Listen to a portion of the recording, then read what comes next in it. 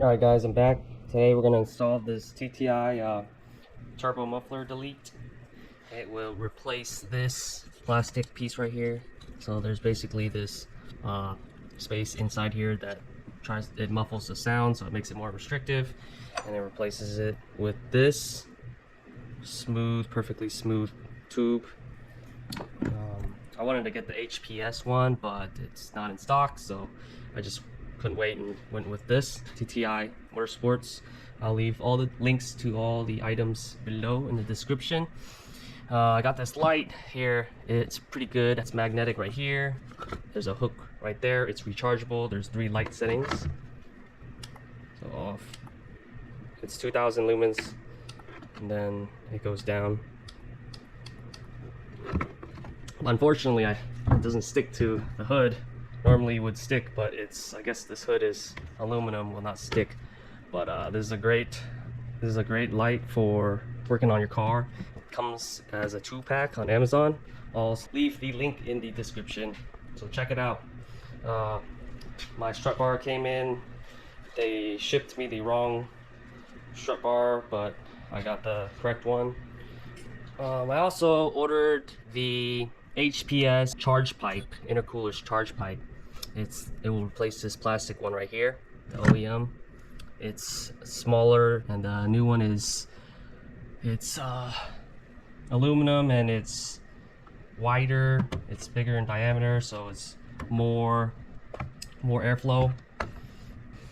So basically all my items are all together combined to make the car a lot more responsive, less turbo lag.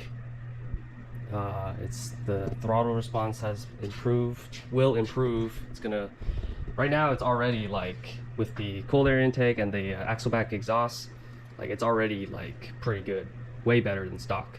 So combined with cold air intake, this turbo muffler delete, the charge pipe, the axle back exhaust, it's a great combo. I highly recommend it. It makes your car way faster, more enjoyable, and much better. All right, first things first, remove the engine cover right there. Take this hose off that goes right there. Take this clip right here. You just pinch this tab right here, and it slides out. And then you can move this hose out of the way. All right, so I had to actually take this hose off. This hose, I just put a rag in there so nothing falls in there. This is a 10, this is a 10, this is a 12. Here's a 12, and here's another 12 right there. And then this thing will come out. I use this crow's foot right here to get in right there to take this bolt out.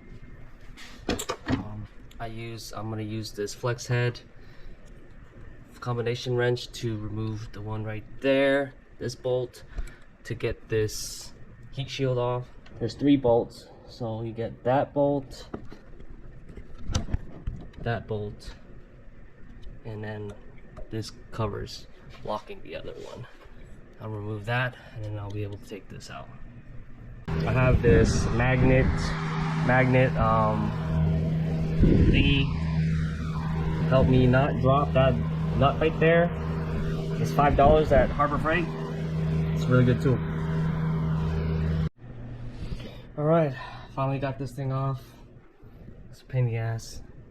This last bolt on the edge. So let's see. So it was like that. So this last one right here, this one was really hard to get off. But look, the turbo. You can see the turbo, turbine, a little bit. Pretty cool. It's a pretty big size turbo. That's why there's turbo lag. Oh my god. So this thing was a pain in the ass to get out too. It was really stuck on this groove right here. I put a lot of WD-40. I used my picks to get in there, stick it in on the inside, put the WD-40, it still wouldn't budge. And I got this tight wrench thingy and I twisted it, and then I was able to twist and break it out. That's how I got it out. Alright, I got my pew pew on. Pew pew. This is the only way. Yeah, you definitely have to take this piece out so you can bolt it on and then put it in. Alright, finally finished. Oh, a lot of work. So the best way to do it is you put this, slip this in to this first, all the way to the end. Then you put this into the two spots right here, and then you force it into the hole, and then you have to slide this back out about what, like 1/4 inch, maybe 3/8. Slide that in, and then you clamp it in. I wish I got my charge pipe in, that way I can do it all at once, because I'm replacing this pipe right here that it connects to. But when it comes in later this week, I'm gonna have to take all this off and then change that out, and then it'll be final. For now, it's temporary. Here's the old turbo muffler. So it's pretty bulky and restrictive. You see the holes inside. Air would go inside the holes, and then you see that there's a line right there. So the air would go in, go inside the holes, spin around, and then go out. And it makes it really restrictive and unnecessary. So I forgot to tell you guys, there is an O-ring right here that you do need to take out. It's just like a rubber O-ring gasket that you take out and place it onto the new pipe. All right, so I went ahead and installed the strut bar. Man, little advice for you guys: there's always going to be hiccups, issues whenever dealing with anything. I've dealt with all sorts of problems. So this, I had to cut part of this little brace that holds the reservoir for the radiator, the coolant. So I had to cut part of that so this can slide in, and then the reservoir is actually hitting the bar, so I had to unbolt the tank from the bracket. But I think I'll be able to squeeze one bolt in to hold it if I want to, but I think it's fine for now, because I'm gonna have to take it off.